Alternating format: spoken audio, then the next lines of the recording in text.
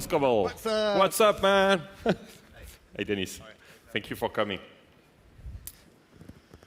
So this is a real privilege for me. I've been a Foursquare user for a long time. I have about 2,300 check-ins, and we're going to get the state of location. All right.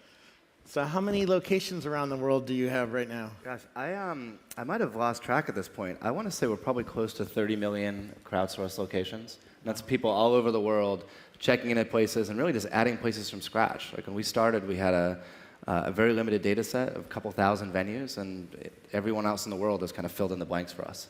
How many users? We are just north of 15 million users now.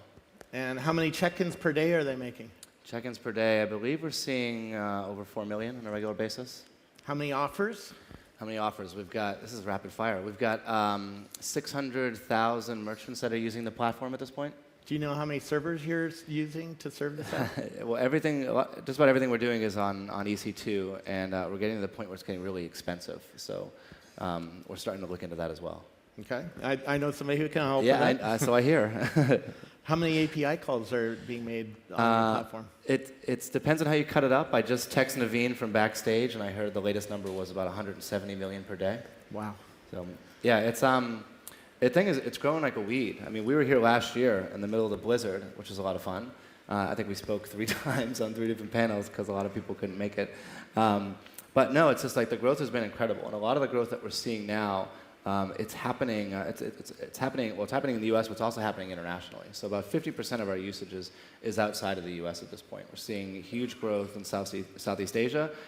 Europe is holding very strong, and we're seeing really great growth in Brazil right now. Brazil is kind of off the charts. Yeah. Tell me about the competitive landscape. We're really at the end of the first chapter of location-based services. Gowalla just got bought by Facebook and took their service down, right? Mm-hmm. Yeah. So what is the landscape now for competition for Foursquare? It's funny. I always think of like milestones as South by Southwest, that conference in Austin. So we launched in South by Southwest 2009, and that's where a lot of these other check-in services came from. Then in 2010.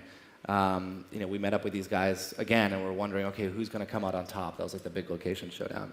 And then for 2011, we started pushing our agenda a little bit more aggressively, just because we had more people, we had more talented engineers, a lot of things we could do.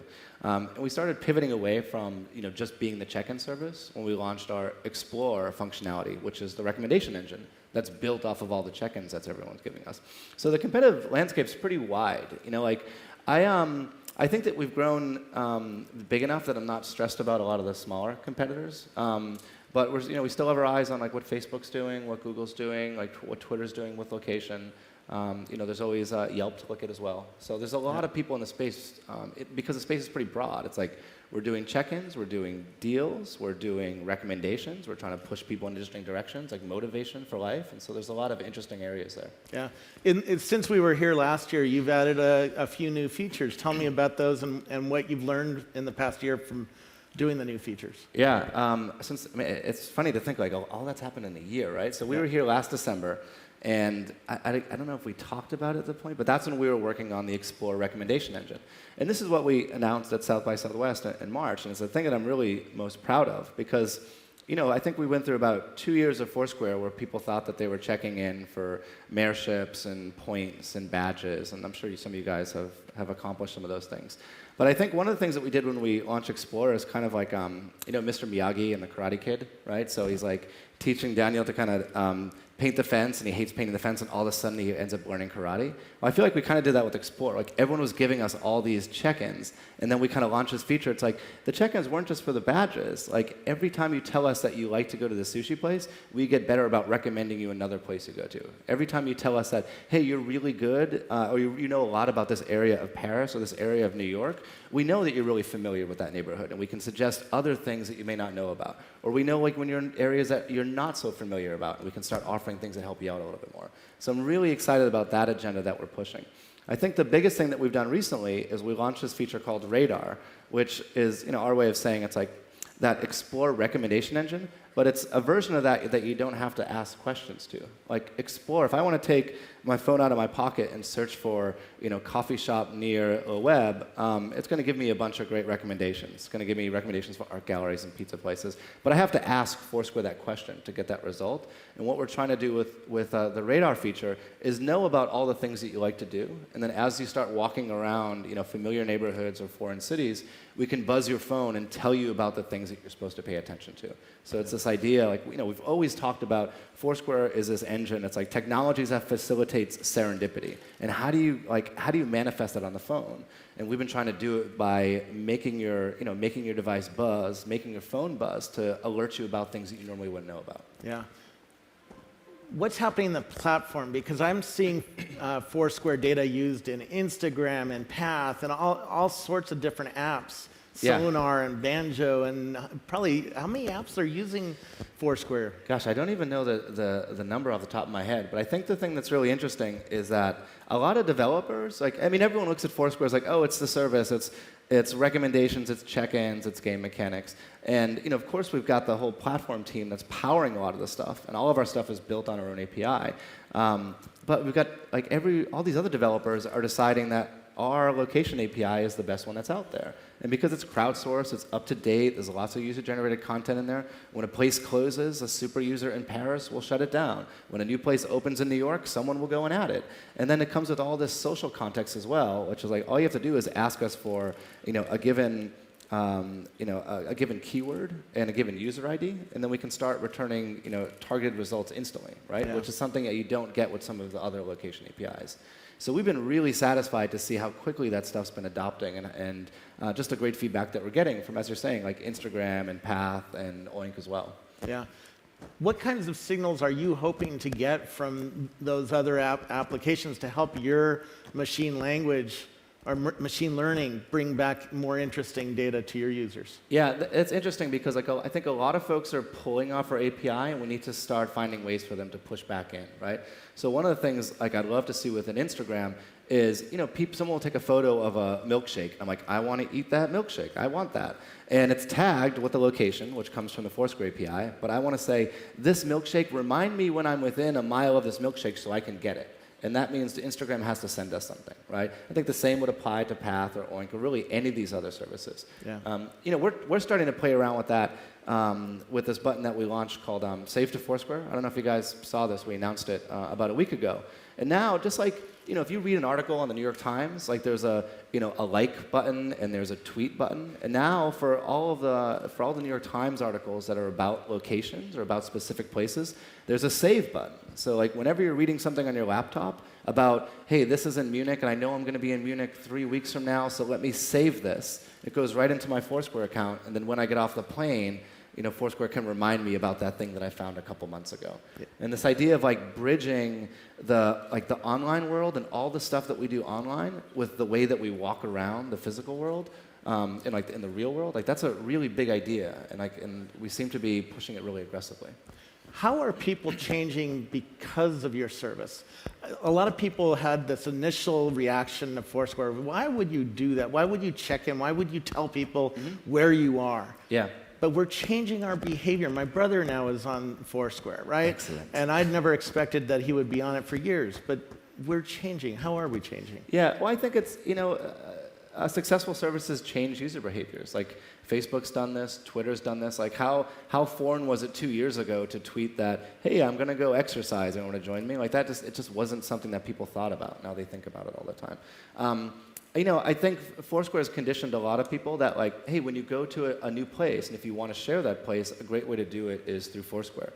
We're actually seeing a lot of users that check into places, and they don't actually share they don't share it with Twitter, they don't share it with Facebook. They might not even share it with their friends on Foursquare. They just keep it for themselves because they want Foursquare to know about that, so the recommendation engine gets a little bit bigger. One of the most interesting things I think we're seeing is the percentage of people that are using the app but aren't checking it at all, right? And we're seeing this number increase every month. And at first it's like, man, are we doing something wrong? Are we doing something right? And I think it's analogous to the way that Twitter paid attention to, hey, what's more important? Is the number of people tweeting or the number of people consuming those tweets? Yeah. And I think what we're starting to do now that we have well over 1 billion check-ins, in our big data machine at Foursquare, that all of those check-ins are becoming very good at helping even new users figure out what they should do, like in their hometown or in a new city. So it turns into like, hey, I don't need to check in all the time. I can still kind of draft off everyone else's check-ins and benefit from a lot of the tips and from the recommendations. Yeah. What LeWeb people don't see because of this is the hard work of building a company. Tell me a little bit about what kind of company you're trying to build and what kind of values you're trying to bring to that. And would you ever sell to a bigger company again? Yeah, it's a good question. I'll tell you, the hardest part of this whole exercise is building the company. And I don't know if there's any entrepreneurs here or people that are going through this right now. There's quite a few. But yeah, it's like every time we add like 10 or 15 people, the company breaks. And I think it's common of all companies that go through this. Like from 5 to 10 people we broke, from 10 to 20 we broke. And it's a matter of like just making sure that there's enough product people matched up with enough engineers, there's enough designers matched up with enough product people. And when we don't get those ratios out, or when we don't get the ratios even, you run into bottlenecks, and that's what keeps breaking the company. And it's also like we're almost 100 people now. Like we have our headquarters in New York. We've got almost 20 people in San Francisco. We've got Omid, if you're here, our London and Europe representative. First time we've hired an employee in Europe, which is great. And so, keeping all those offices in check it's a difficult thing to do. Do you talk about profitability, or is this going to be a question we're going to have for a few years? Are you ever going to make enough money to be profitable and not have to take another round of funding? Or? The profitability word doesn't come up so often in the office, but monetization does. And we think a lot about how do we take the tools that we've built, and the tools that that users are using, that people in this room are using on a regular basis, as well as like the merchants are using, and how are we going to put those two things together to make Foursquare a valuable long-term business. The amazing thing that we're seeing is like we don't have a sales force, and we still have 600,000 merchants that are using the platform.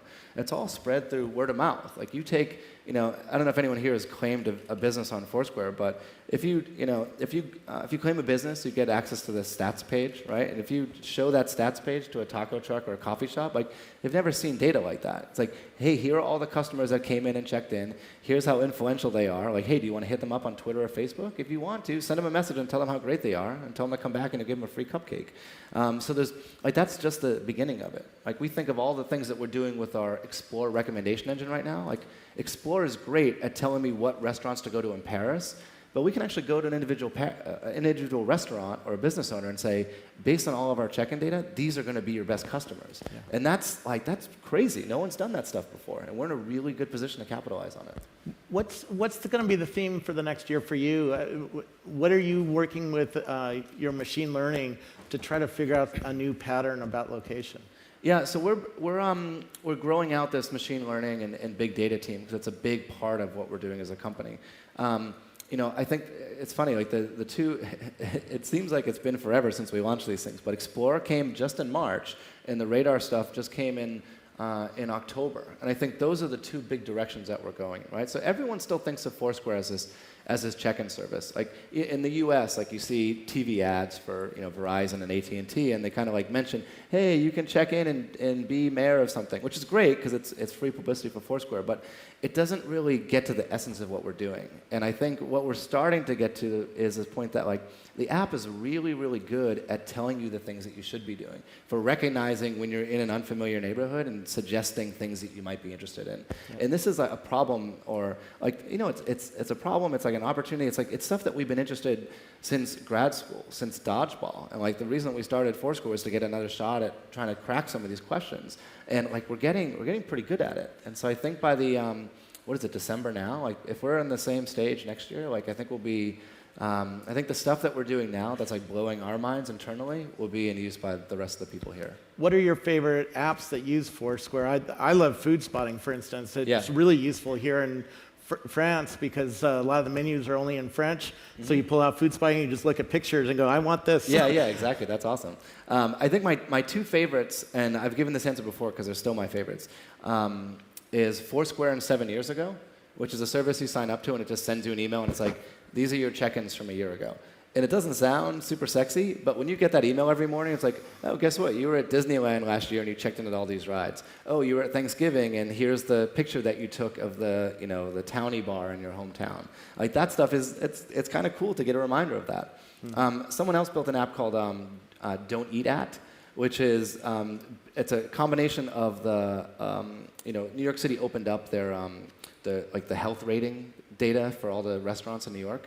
And so when you check in at a place, they'll send you a text message immediately that says, you should not eat here because the place only scored a C out of, on an A to F scale. So don't eat here, it's dangerous. Or this place is fantastic, you enjoy your meal. So, we're starting to see people using not just the Foursquare data set, but mashing it up with all these other interesting place and location data sets. And then kind of piggybacking off the check-in. The check-in is something that people do when they go to a place, and then a lot of developers are using that as a trigger to say, hey, send this user something interesting that's going to make their next 15 or 20 minutes a little bit more interesting. Well, thank you so much. We're out of time. It's been a really interesting conversation. I'm looking forward to seeing you next year. Yeah, thanks so much for having me. Appreciate it. Thank you. Thank you very much. It's great to have you back, Dennis. Right. You're Thanks, it was a lot of fun. becoming a regular here. Yeah, I'll see you next year, right? I hope so. I'll see you tonight as well. Congrats to you, Loic. I remember when this was 200 people at the first LeWeb. Yeah, you look were. at what it's grown to. You are here in 2000. You were here in 2003, right? Yeah, that's thanks to you guys. Yeah. It's because you're coming. We'll Seriously. take all the credit. Thank you, man. All right, and thank thanks you. to you guys. Thank you.